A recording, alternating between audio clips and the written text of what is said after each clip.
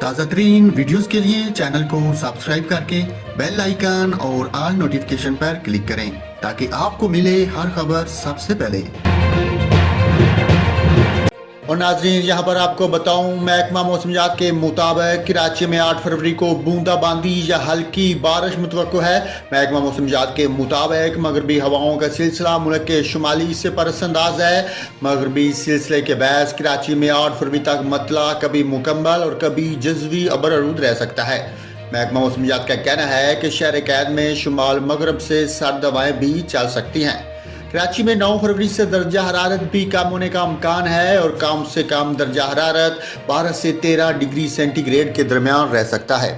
ادھر ملک کے بیشتر میدانی علاقوں میں موسم سرد اور خشک رہے گا، تاہم بلائی خیبر پختونخوا، گلگت بلتستان، کشمیر اور ملحقہ پہاڑی علاقوں میں ہلکی بارش اور پہاڑوں پر برف باری کا امکان ہے۔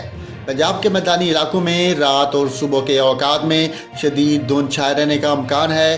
ناظرین، آپ کو بتائیں، محکمہ موسمیات کے مطابق کراچی میں 8 فروری کو بوندا باندی یا ہلکی بارش متوقع ہے۔ کراچی میں 9 فروری سے درجہ حرارت بھی کم ہونے کا امکان ہے اور کم سے کم درجہ حرارت 12 سے 13 ڈگری سینٹی گریڈ کے درمیان رہ سکتا ہے۔